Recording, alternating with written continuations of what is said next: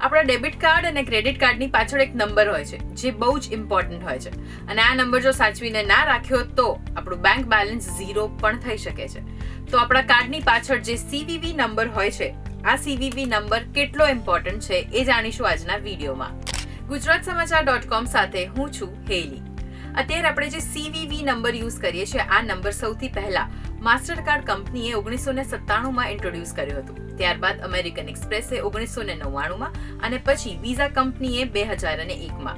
અને આ જે CVV કોડ હોય છે એ ઘણામાં 3 ડિજિટનો પણ હોય છે અને ઘણામાં 4 ડિજિટનો પણ હોય છે. ડિપેન્ડ્સ કે તમે કઈ કંપનીનું કાર્ડ યુઝ કરી રહ્યા છો.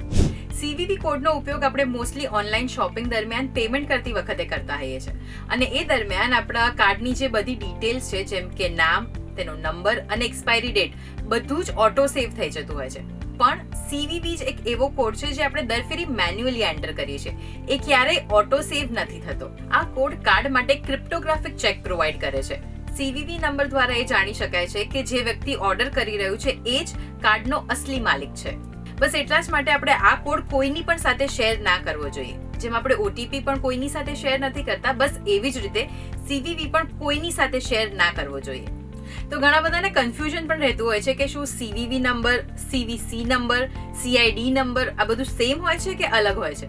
તો CVV, CVC, CVV2, CID આ બધું જ સેમ છે.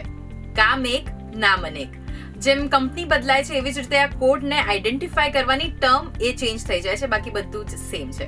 તો આઈ હોપ કે CVV માટેનો જે આ વિડીયો અમે આજે બનાવ્યો છે તમારા માટે યુઝફુલ રહ્યો છે. તમે આ વિડીયો તમારા ફ્રેન્ડ્સ અને ફેમિલી સાથે શેર કરીને એમને પણ જાણકારી આપી શકો છો કે CVV નંબર પણ OTP જેટલો જ ઇમ્પોર્ટન્ટ છે. તો આવા જ ઇન્ટરેસ્ટિંગ ન્યૂઝ માટે જોડાયેલા રહો gujaratsamachar.com સાથે.